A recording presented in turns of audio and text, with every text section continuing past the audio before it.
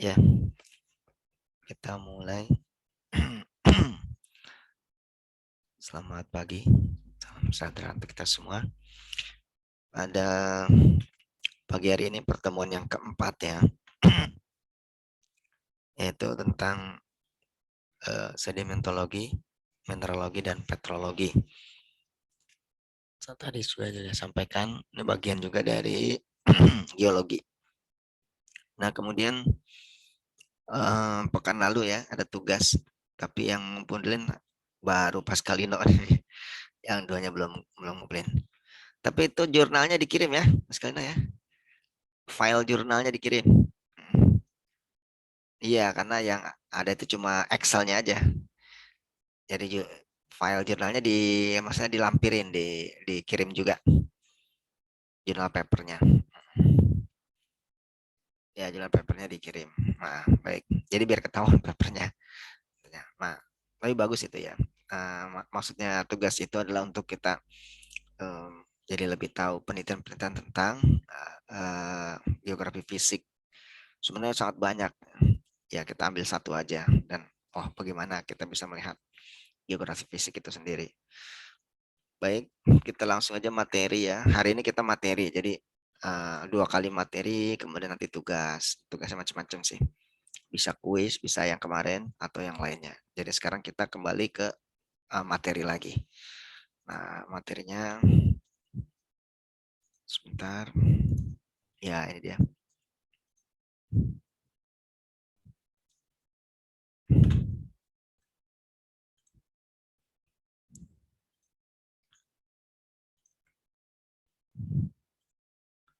Ya, materinya adalah tentang mineralogi, petrologi, dan sedimentologi.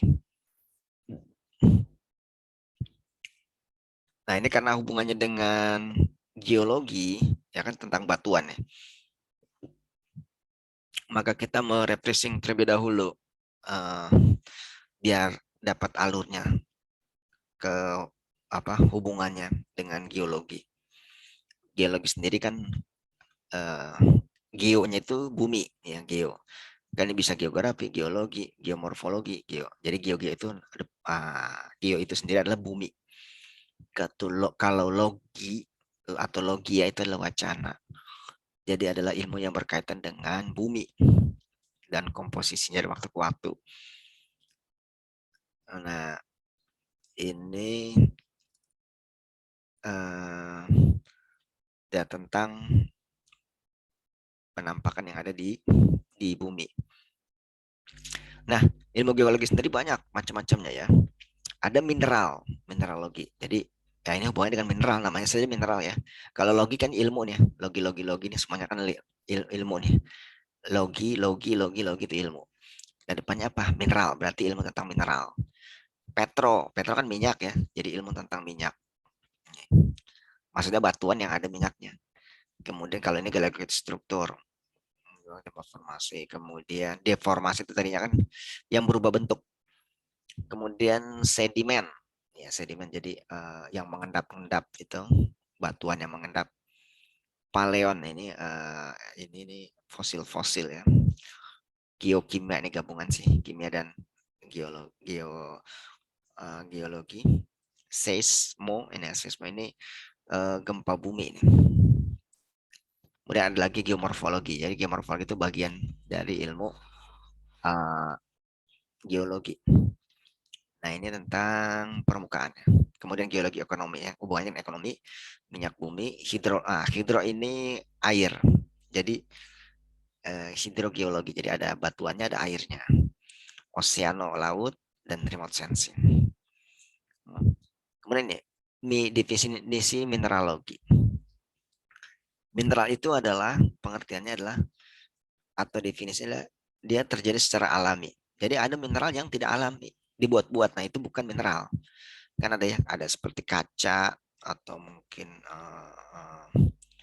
baja, bahkan gula. Nah, itu bukan mineral karena dia terjadi karena apa? Karena buatan. Nah, yang terjadi secara alami itulah mineral. Kemudian dia anorganik, kan ada organik dan anorganik. Padat. Ya, tentunya dengan padat itulah jadi mineral. Terus ada kristal-kristalnya. Nah, terus dia ada komposisi kimianya. Nah, jadi kalau besi, besi itu mineral. Plastik, plastik bukan. Maaf, besi bukan. Plastik, plastik. Karena kan besi kan tidak ada ini, seperti ini kristal-kristalnya kan dia tidak. Plastik, plastik bukan buatan. Gula buatan, bukan. Garam, oh ternyata garam iya. Garam itu ternyata mineral. Iya, iya benar ya, mineral. Air raksa bukan. Es, oh, ternyata es itu mineral. Batu bara bukan. Jadi ini mineralogi. Kemudian mineral itu sifatnya apa? Sifat fisiknya. Warnanya, strukturnya, luster, kekerasan ini masih kata-kata serapan ini. Kekerasan, bentuk kristal, belahan, berat ini. Jadi mineral itu punya ciri khusus. Nah ini mineral juga warnanya berbeda-beda ya. Coba kalau kita lihat di sini. Warna mineral ini dalam bentuk bubuk. Bubuk kita, oh tadi yang namanya serat, serat atau strik, bubuk ya, mineral logam. Jadi seperti ini nih mineral, tapi warnanya berbeda-beda. Ada juga yang seperti ini mineral. Nah, jadi berbeda-beda. Ada yang putih, ada yang ini. Bagus sekali memang nih, kalau dilihat. Kemudian ada luster, luster. Itu kilap ternyata, kilap. Jadi dia memantulkan cahaya, kilap logam. Nah seperti ini kan, ini kalau ada cahaya dia mengkilap. Nah itu adalah mineral. Tapi dia alami, bukan buatan. Nah kemudian ada bentuknya kristal. Bentuk-bentuknya macam-macam. Yang akan terjadi dengan alami ya, tapi ternyata jadi bagus. Nah ada yang bentuk-bentuknya seperti ini, kuartz, perit, kayak gini ya. Dan juga nih. Jadi dia itu mudah digores, keras, kemudian juga uang tembaga. Jadi dia punya kekuatan-kekuatan nih. Kalau yang kuku 2,5, uang 3,5. Paku 4,5 tambah keras ya. Pisau tambah keras lagi. Kaca gelas tuh keras. Lempeng lebih keras lagi. Kemudian bentuk-bentuknya. Ini bisa kita lihat ya. Kalau bentuknya seperti ini, kalau diteliti lagi pembentuknya itu seperti ini. Jadi dia lapis-lapis. Kalau ini pembentuknya seperti ini. Kalau yang ini nih berlapis-lapis ini tapi satu arah. Gitu. Kemudian kalau yang ini ya udah agak kombinasi. Jadi seperti ini. Ini juga miringnya agak ke sini ya. Ini yang terdapat di alam yang seperti ini. Kemudian pecahannya. Nih, pecah-pecahannya seperti ini. Tapi ini bukan kaca ya kan, beda kan. Tapi pecahannya seperti kaca gitu, tapi bukan kaca. Kaca kan buatan. Kalau ini alami. Itu yang membedakan dengan mineral atau bukan mineral. Kemudian berat jenisnya. Nah, ini berat jenisnya yang lebih besar. Ini 2,6, ini 7,5. Dan sifat lainnya adalah dia kalau dikasih asam klorida nanti bereaksi. Garam kalau dirasakan dia seperti garam rasa asin. Tapi mineral ya radioaktif. Dan ciri-ciri yang lainnya ada juga. Ya. Ya kalau lihat di sini nih, ya ada oksigennya, silikanya. Ternyata yang paling tinggi itu adalah oksigen dan silikanya yang paling tinggi. Yang lainnya kecil-kecil. Unsurnya magnesium, potasium, sodium, kalsium, iron Fe-nya, aluminium. Jadi yang tinggi itu adalah oksigen paling banyak 46, hampir setengahnya, kemudian silikon atau Si. Ini kode-kode kimia. Nah, sekarang kita masuk ke dalam sumber daya mineral yang menjadi bahan galian. Jadi karena bentuknya yang tadi bagus, Ternyata itu ada sebagian menjadi bahan galian yang itu bernilai mineral-mineral tersebut. Apa saja coba kita lihat.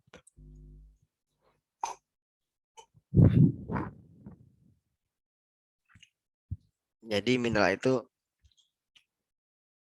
eh, termasuk di dalamnya itu ada eh, masuk juga ya.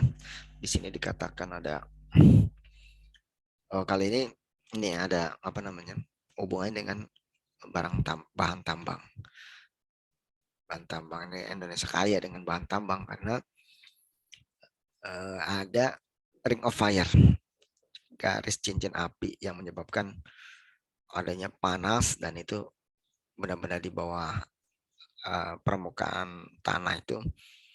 Kalau dia mineral, nah itu akan menjadi mineral yang terbentuk yang bermacam-macam.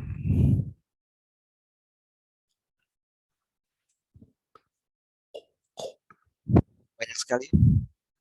Ada besi, nikel, perak, boksit, timah, dan lain sebagainya.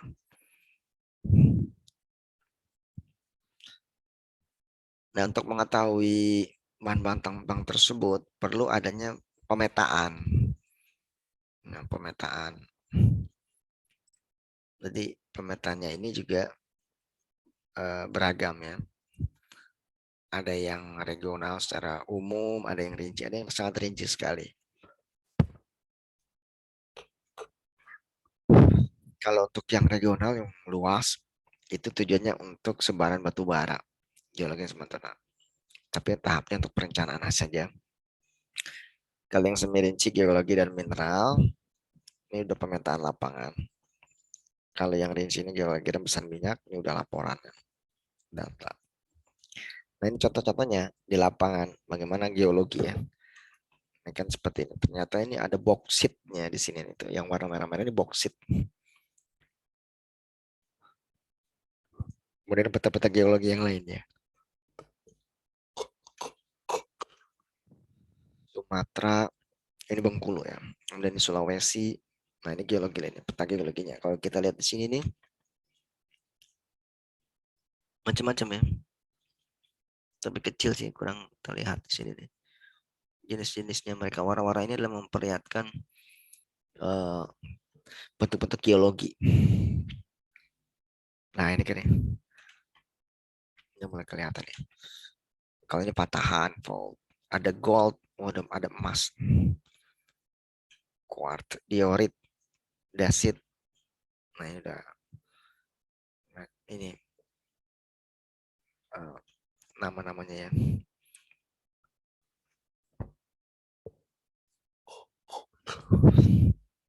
Nah untuk mengambil bahan tambang tersebut ada berbagai macam cara. Ada yang dicomot atau grab. Kalau ini kan kalau banyak sekali jumlahnya dan di atas permukaan ya, atau tidak terlalu dalam, jadi bisa langsung diambil. Ada yang chip, ada yang di ruah, ada yang acak. Polanya ada yang acak, ada yang grid. Metode bentuk pengambilannya bisa disingkap, diapung, diparit, atau di ada sumuran. Nah ini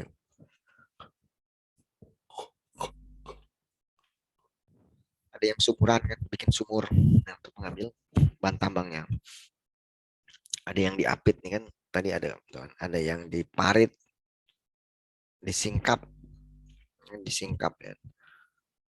Nah ini pinggir-pinggirnya. Ternyata kalau ini kan udah kelihatan mineralnya nih.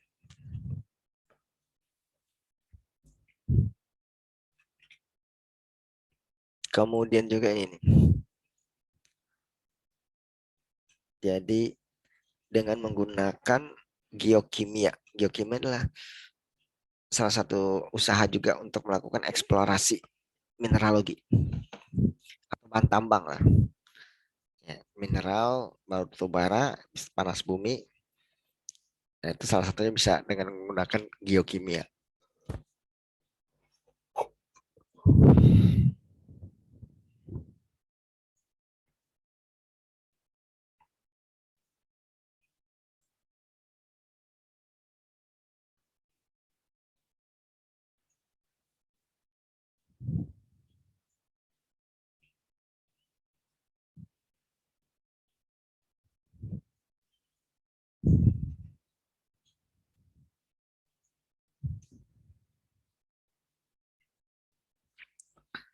Nah, geokimia ini kan ada bermacam-macam juga. Ada yang geokimia tinjau, ada yang lanjut, ada yang rinci.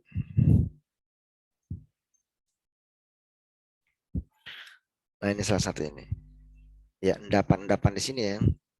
Dia kan mengendap. Nah, ini bisa dilakukan penambangan ya. Pengambilannya sepertinya emas kalau kelihatannya. Nah, itu pakai tadi pakai cara geokimia. Ada yang pakai cara geofisika. Dari pakai fisika. Pakai listrik, magnetik atau alat berat untuk mengambil besinya, mengambil nikelnya. Jadi kalau magnetik ini bisa ngambil besi karena tertarik. Kalau listrik bisa nikel, merkuri dan macam-macamnya. Nah, ini ada yang diputar, ditumbuk, serpihan, tangan, mesin. Nah, seperti ini kan. Ini harus beroperasi di sungai ini, pinggir sungai. Kalau ini di daratan ya, sama-sama juga untuk mencari mineral atau tambang.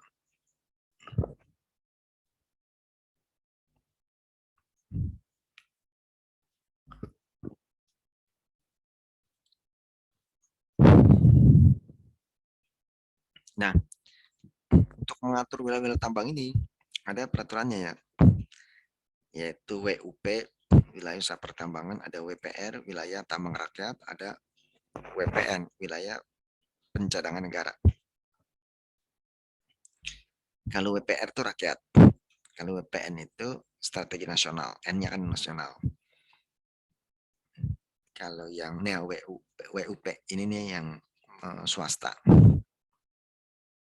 Nah, sebenarnya sudah diatur sehingga diharapkan tidak ada bentrokan antara penambang dari penambang rakyat, penambang swasta, kemudian penambang negara. Nah, ini. Kali yang WUP dia harus ada izin-izinnya ya. Ada UP, ada SIPB. Kalau yang rakyat IPR harus izin juga. Kalau yang WUPK, kalau WPN kan negara. WUPK ini juga ada izin-izinnya juga. Apalagi yang WUP yang swasta. Paling swasta ya sebenarnya siapa saja bisa menambang, baik swasta, rakyat, negara, semuanya asalkan ya ada aturannya dan bertanggung jawab gitu. Jangan sampai malah merusak lingkungan. Itu yang terjadi kan saat ini. Nah, sebenarnya sudah diatur wilayah-wilayahnya. Mana yang WUP, mana yang WPR, mana yang WPN. Dan ya, semuanya sudah diatur sehingga sudah dapat jatah masing-masing. Nah, kalau WPR ini untuk rakyat, penambangan rakyat, penambangan karet itu memang ya modalnya terbatas ya, ya kecil. Tapi resikonya besar juga, bisa masalah resiko kematian, resiko kecelakaan, macam-macam. Nah, dia memang karena kan modalnya kecil, jadi dia kedalamannya maksimal 100 meter. Dan terbanjir dan kemudian 100 hektar. Kalau WPN kan negara ya, sudah besar dia. Kan cadangan batu boro dan lain sebagainya. WUP, WPN. WUP ini WUP luas juga. WPN negara ini negara.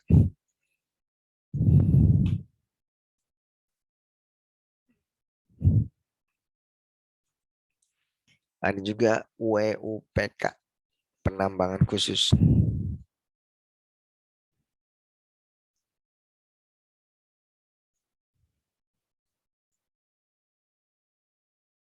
Kemudian potensinya, ya potensi kalau Indonesia sangat besar ya, karena tiap pulau, tiap daerah itu memiliki kekayaan mineral atau bahan tambang tersendiri, macam-macam punya kekhususan masing-masing.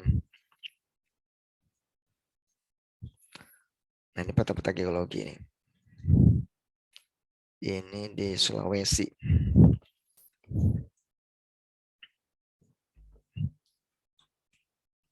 Tadi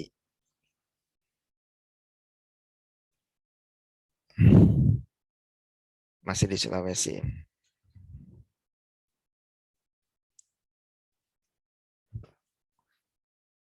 Nah, ketika dilakukan penambangan kan nanti akan terlihat apakah dia mineral atau bukan. Kemudian kan diuji lab juga, benar atau tidak. Nah, ternyata setelah dihitung nih kalau se-Indonesia potensi mineralogi tersebar ke semuanya. Nanti lihat sini Sumatera, Jawa, bagian selatan, Kalimantan dari utara, Sulawesi, Palu, Papua.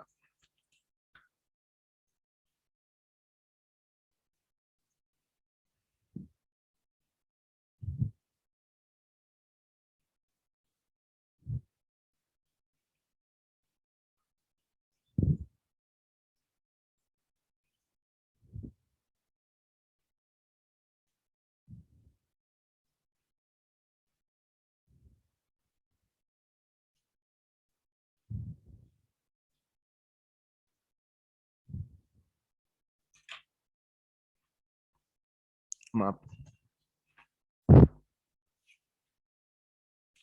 Ya, tadi balik lagi sini. Jadi kalau dilihat di sini, sebaran dari potensi mineral, mineral logam pada khususnya se-Indonesia.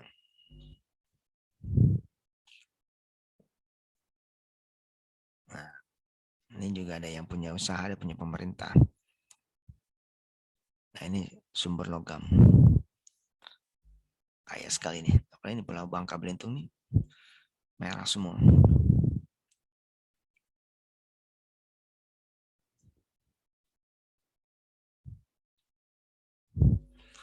WUP batubara, WUP mineral logam, WUP mineral radioaktif, wilayah usaha pertambangannya, WUP. Pencadangan negara pertambangan rakyat, WPR. Kalau lihat di sini, WPR, ya kebanyakan memang WPR. WUP yang biru-biru.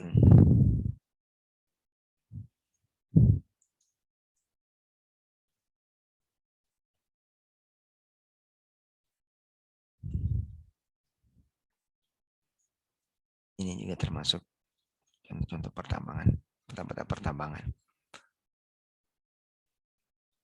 Ya.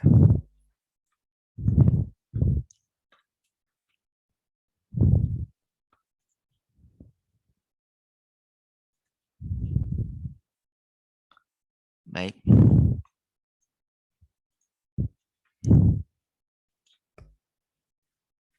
Itu tentang pertambangan ya. Bahan galian. Ada pertanyaan?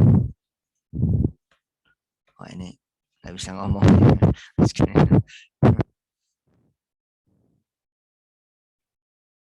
Ini yang tua juga pada kemana nih? Bapak lah.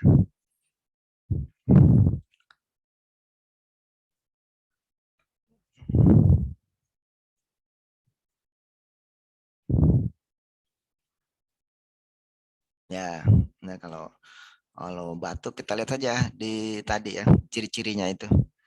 Ciri-cirinya apakah dia mineral itu bukan batuan ya. Kalau batuan beda lagi. Kalau batuan kan ada batu beku, batuan sedimen, metamorf. Kalau mineral beda lagi, dia bukan batu. Mineral kan ada kristalnya itu ya. Seperti halnya kalau kita di alam bebas itu ya, kalau mungkin di tanah itu digali-gali ya. Atau mungkin di masing-masing daerah beda-beda ya. Nah itu kan ada yang memang dia batu, ada yang mineral. Mineral itu ya kalau bisa jadi, tapi karena sudah karena ada tanahnya ini batu atau mineral. Kalau mineral ya tadi ya, dia terbentuk karena ada komposisi kimianya Kemudian juga tadi ya ada mungkin tadi ya mengkilap. Jadi kalau ada cahaya dia ini. Dan kristal yang paling penting kristal-kristal itu. Jadi kalau pecah seperti kaca, dia menjadi kristal-kristal. Kadang-kadang batu ada juga ya yang seperti batu gitu, tapi ternyata dia malah kristal ya. Nah, kalau kalau batu giok ya, tapi ini mungkin ditanyakan juga dengan ahlinya ya. Tapi karena dia namanya sudah batu ya, batu. Berarti emang dia batu, batu giok gitu. Ya, karena tiap daerah itu kadang-kadang punya kekhasan ya. Meskipun dia jenisnya batu. Biasanya batu batuan beku biasanya atau batuan kalau yang bagus-bagus itu batuan ini yang sudah terendapkan ya sedimen. Jadi biasanya yang di pinggir-pinggir apa di aliran sungai batu-batu itu yang batu-batu ini apa namanya batu akik. Nah itu kan banyak ya ininya eh, warnanya coraknya gitu.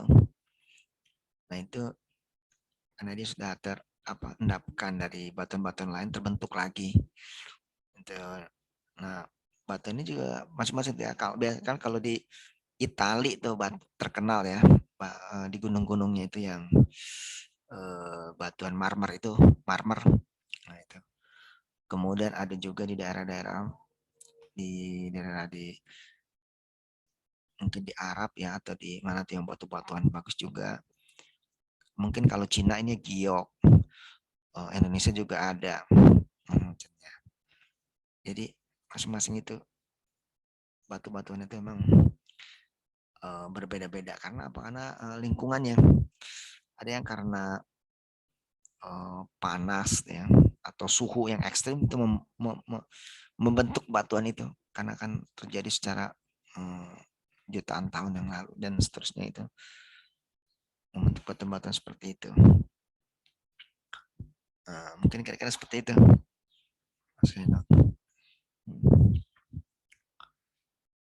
Baik, ini uh, mungkin apa namanya kuliah pada hari ini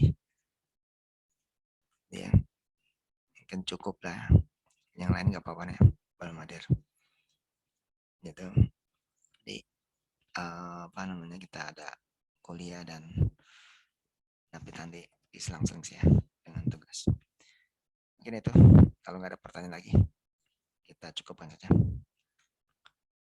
cukup ya makanya ya yang lainnya mungkin nyusul aja nih karena nggak hadir juga dari Bapak cukup sekian kita hari kuliah atau cukupkan kuliah pada hari ini. Nanti bertemu lagi di pekan berikutnya. Terima kasih. Pak Pascalino ya, Bapak akhiri.